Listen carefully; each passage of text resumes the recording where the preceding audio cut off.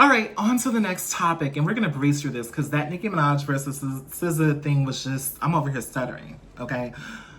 The Nicki Minaj versus SZA video was just crazy long. It's a bunch of drama, a bunch of nonsense. I promise I have a brain. I promise I have 2 degrees. I can't even believe I'm talking about this. Shouldn't I be like podcasting about like true crime or history or something like that?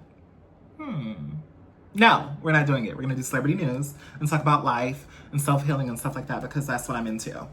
Anyways, if you liked the other video about Nicki Minaj, please drop down in the comments, like, share, subscribe, share your thoughts about it. I'm just reporting on it, and I shared my opinion about it. I do like both ladies. It's a mess. It was an unexpected beef that came out of nowhere. So drop down and let me know your thoughts. Now, okay, so this is something that kind of made me happy in the celebrity news space this week. So last week, Coco Jones was engaged. And the reason I'm talking about Megan Thee Stallion and Klay Thompson, I want to briefly talk about Coco Jones. So Coco Jones announced her engagement to her new man, Donovan Mitchell. He proposed to her. And gave her a 5-carat ring. So Donovan Mitchell is a basketball player. He plays for the Cavaliers, the Cleveland Cavaliers. So our girl Coco Jones got her a basketball player, right? So what's so special about this engagement is that, first of all, Black love. You know, us as Black people, whenever we see Black celebrities get engaged or we see a love story, I feel like we really cling on to that because we like the positive representations of love, especially when it's a Black woman. You know, so do I. It gives me a little bit of hope, child. Whenever I see a Black woman, especially a chocolate girl getting the love that she deserves, a beautiful chocolate girl getting the love, it's like, ooh, like it's just so sweet. It's so beautiful. All forms of Black love are beautiful, but you know, whenever we see stuff like this, I think it's positive and it's refreshing. And what's so positive about this story is that apparently Russell Wilson and Ciara introduced the two together. So it's like a blessing in a way, you know? So I just think it's really, really cute. So that's the news on Coco Jones and Donovan Mitchell. There were other people who got engaged, but I'm gonna be honest, I kind of don't recall who they were. It's in my phone, but I can't grab my phone because we're recording on the phone. But, oh, I wanted to also say this. Ciara and Russell Wilson also introduced Normani and her boo, because Normani got engaged a few months ago as well. And Normani is also engaged to an athlete. He's a football player. His name is DK Metcalf. Now, y'all know I don't know nothing about sports, child, unless you're like just like Kobe or something like that. Oh, excuse me. Oh my goodness. Sorry, I had a vitamin water and some water, so I'm a little belchy right now. Apologies for that. You gotta be like Michael Jordan for me to know, because I'm just not a sports girl. That's just not my world. But if she does her research as a journalist, she can definitely know about sports. Call me for a job. Okay, so yeah, they announced that they were engaged a few months ago, and also Ciara and Russell Wilson introduced them, and the engagement took place in Houston. So yeah, that's the update on that. So we love to see love stories, and the reason why I brought that up, I'm gonna insert a little video and a picture right here because our girl Meg Thee Stallion and Klay Thompson are doing their thing. And what was so cute, they both went public this week at Megan Thee Stallion's charity event that she was doing for education and resources for the community. I'm gonna insert the clip right here. I wonder if you even notice me. You gotta feel me.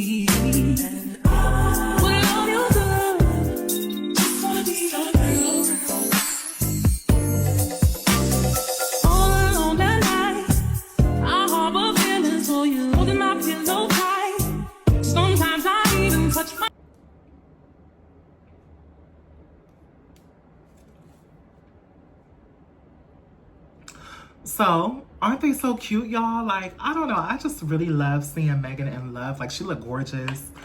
And Megan, I believe her foundation is called the Pete and Thomas Foundation. Let me see, Megan Thee Stallion. I was gonna double check that, but I believe it's called the Pete and Thomas Foundation.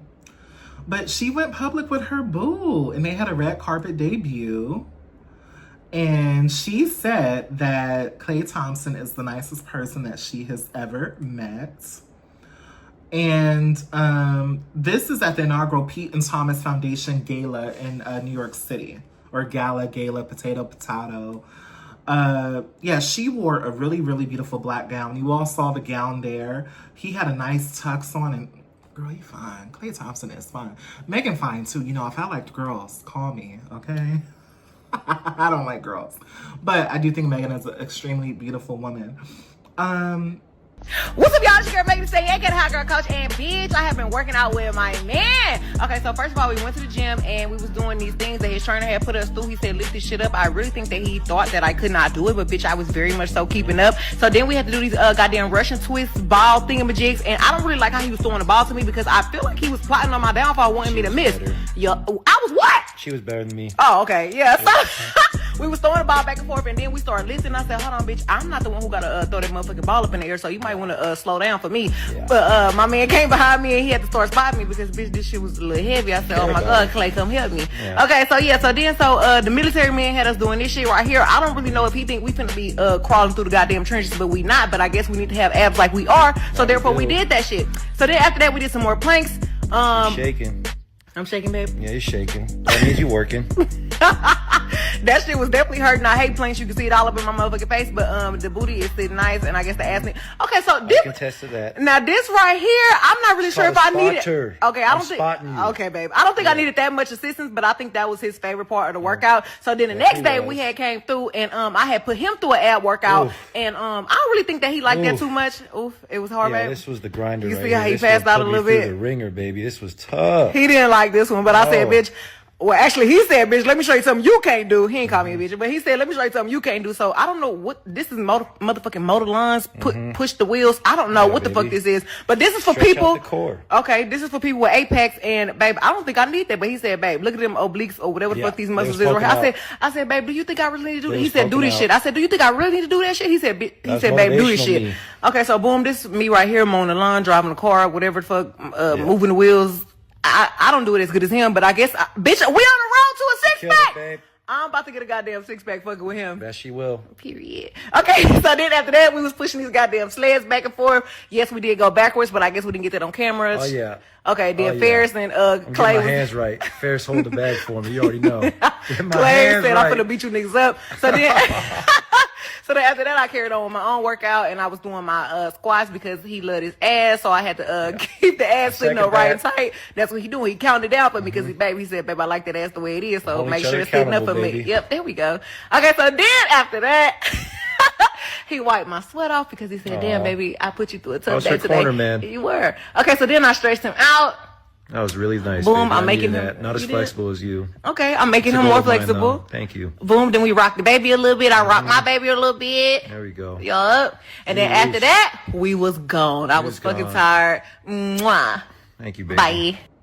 Yeah, she said that he is the nicest person that that she has ever met. And then he also said that he's really proud of her, and he thinks that something around the lines of, he said, well, let's just find his quote here. Hold on.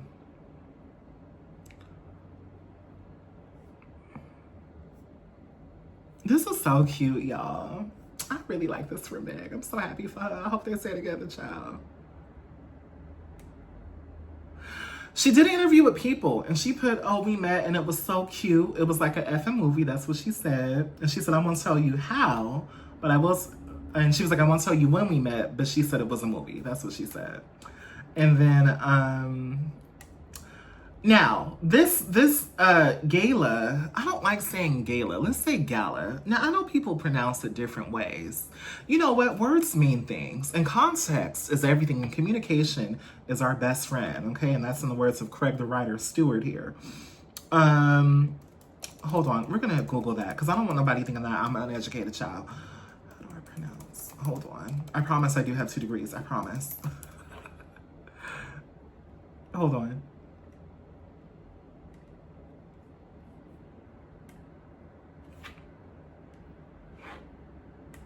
Gala. Gala. Okay, see, I was like, I know people say gala, some people say gala. I don't like gala. I think gala is annoying. So the gala was held to, according to the People article here, provide resources to effect meaningful and positive change in the lives of women and children, senior citizens, and underserved communities in Houston and around the world, per the website of the Pete and Thomas Foundation.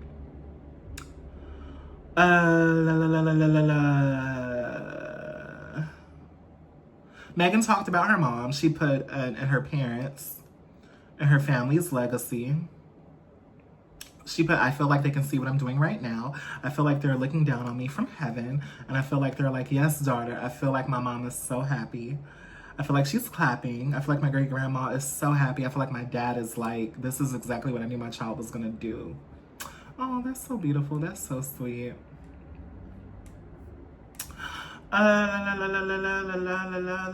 Klay Thompson is really, really fine. He also said that he feels that they talked to him as well. He said that, and it wasn't with People, I believe he spoke to another outlet, but he said that he knows that her parents are really, really proud of her. So really, really cute love thing. Congrats to you, Megan Thee Stallion. You know I'm rooting for you as always. Now, there was a video that went around. I'm probably going to find it and insert it right here. In the video, you know, she's having a good time at the gala, right? She's singing the song and just enjoying herself. People are saying that she's drunk and being ghetto. There was actually a former Love and Hip Hop girl who I don't really care for. She's annoying. She tweeted something about, and I saw it on the blogs, and I was like, girl, by the way, I don't follow the Shade Room or Neighborhood Talk. I do not follow them, but I pay attention to the streets. And I saw on a blog that someone came at her. Someone said something crazy.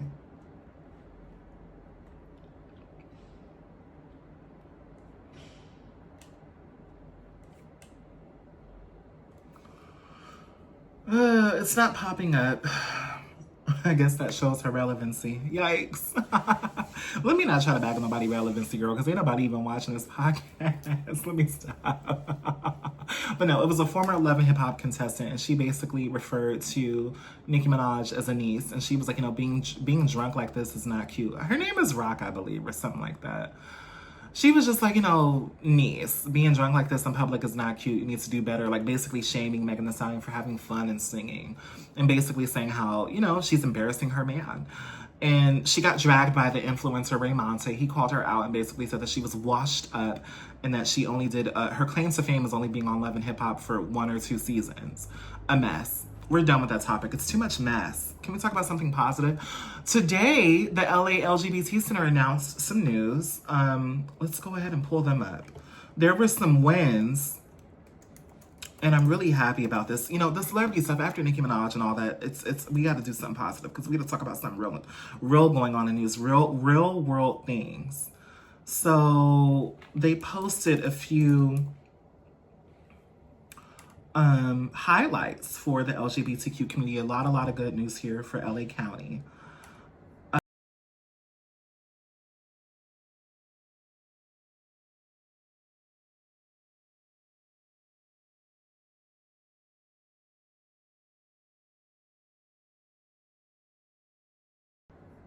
This is what they posted, is that today it was announced per the LA LGBT Center is that there were a lot of wins and strides.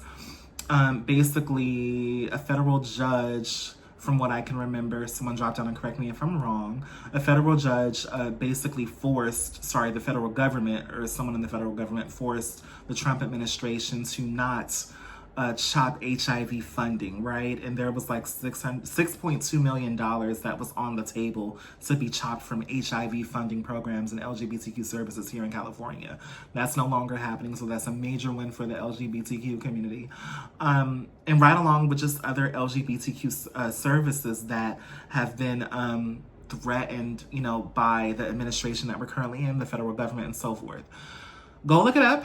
You can go to the LA LGBT Center's Instagram page to figure out exactly what I'm talking about, but I do think it's a positive thing that I would like to highlight on the Stark Effect. Anyways, there have been positive strides that have been made for the LGBTQ community. If you are transgender, I want to highlight this as well. If you are trans, you can still get your passport with the correct gender marker. I actually just got mine, yay, Fun fact, I have not had a passport all along until this administration because I've always been afraid to travel, you know, and being who I am, I don't know, I'm getting over all these, you know, irrational fears of like other countries and stuff. And it's not because of like propaganda that it's because of who I am. You get me? So I've always been afraid to travel overseas, but no longer, honey. I'll be traveling overseas one day. I don't know when it'll be, but I got my passport. And the reason why I'm sharing that is because, day one of Trump coming into office, he made it a point to attack immigrants and trans people specifically, not all of the LGBTQ community as a whole, although he is attacking HIV funding and so forth. On day one, he specifically was coming out for transgender people and non-binary people, coming at both gender identities, and saying how this country moving forward only recognizes two genders. So it, you know, it caused an uproar, and it really alarmed and it scared a lot of us as trans people. You know, me being a trans person myself, you know, a lot of us were really worried because it's like, okay, we can only tolerate so much, but the way that you're moving in the government, honey, you shutting everything down. You taking away funding left and right. You're over here attacking immigrants. You send out the National Guard, national troops out here to cause disruption to peaceful protests here in Los Angeles.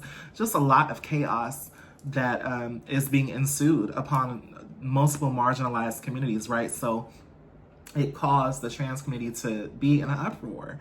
So I'm really happy. And the reason I'm sharing that and all the context behind that is because when he made that announcement, a byproduct or a key aspect of that announcement was making it difficult for non-binary people and transgender people to get their preferred pronouns, our preferred pronouns on our passports, right? But I'm saying there because I'm trying to be objective, child. So that put us in a place where he basically made it more difficult. So let's say if you were to apply, if you were a non-binary or trans person, right? And if you did not already have a passport and you go to the passport agency, right? And you apply, they're going to force you to identify as assigned gender at birth. Okay, they're going to force you to identify that way. So regardless if you're trans or non-binary, he set it up with the federal governments where if you would go to a passport agency or any federal building, if you applied for a passport or if you renewed a passport, they would force you to identify as your birth sex. There were 4 people that came together with ACLU and Lambda Legal, and this is a case right now that basically paved the way for trans and non-binary people to get the correct gender marker on their passport temporarily. And one of the people who is heading the case is an influencer. Her name is Zaya Persian. I believe that's her name. Let me look up her name. Let me look her up. I believe it's Zaya Parisian. Yes, Zaya Parisian. Today, I have another major update in my lawsuit against the current presidential administration. Y'all, look at that. A federal judge has ruled that all trans, non-binary, intersex, whatever you want, all of my people are now able to obtain a passport that aligns with their correct gender identity. We did it, y'all. Keep in mind, this just applies for while the lawsuit is still making its way through the court. But yeah, let me give y'all the rundown. My name is Zaya. I'm transgender. I applied for a passport after the current president took office. I applied for a female passport. They gave me a male passport. I was represented by the ACLU along with a few other trans and non-binary individuals, and we sued the presidential administration, and we won. And the judge ordered them to give me a female passport. And I got it. And now thankfully, because our case has set precedent, the ACLU filed a class action on top of our lawsuit in order to get this to apply to all trans and non-binary and intersex individuals. And it worked. we have another win. I'm very happy because this doesn't just apply to me and a few other people anymore. But like I said, this only applies while the lawsuit is still making its way through the court for now. I don't have all the details on how exactly this is going to work. I know that the defendants are trying to appeal this decision. I don't know what the process is going to be like for people who received incorrect passports, who now have the chance to get it updated correctly to match your gender identity. I don't have the answers yet. So please bear with me in the coming days as I gather more info. But just know this is a major win, and I wanted to update y'all. So happy. They call her the lawsuit doll. She is a really famous TikToker. She's amazing. I think her content is so sweet. I think she's beautiful, and she is a proud transgender woman who is gorgeous. Her and 3 other trans/non-binary people came together, and I'm saying /non-binary people because I'm not sure who the other people are. I just want to be inclusive, just in case I made a mistake there, and correct on that. But she came forward and basically talked about how this is devastating. She was one of the first trans people to actually go and try to renew her passport, and she was the first to talk about it publicly. I'm sure there were other trans people who went as well and got forced to have the incorrect gender marker on their paperwork. Now with Zaya, what's interesting is that I remember at this time, this was like 4 months ago. This was earlier this year. I believe this was either March or April, where she posted a video on Instagram. And she was explaining how she was like, honey, I've gotten everything done. You know what? I'm going to post the video here. Let's post it here. Let's watch it. So Zaya was like, you know, I got everything done, honey. I'm a woman. I did all my paperwork. You can't just force me. Like, honey, she was like, girl, I did all my surgeries. I transitioned, right? You can't just force me to like identify as a man. Like, I'm trans, you know, honey, I'm an American citizen.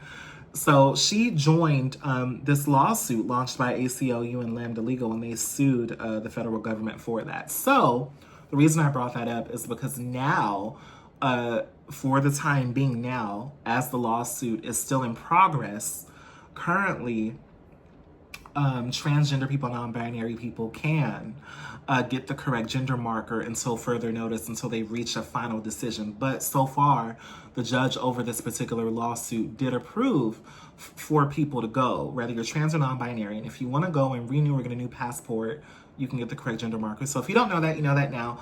2 positive things. We're going to wrap this up here and move on to our next topic. And if you are enjoying this content, drop down below, like, share, and subscribe. Thank you for watching.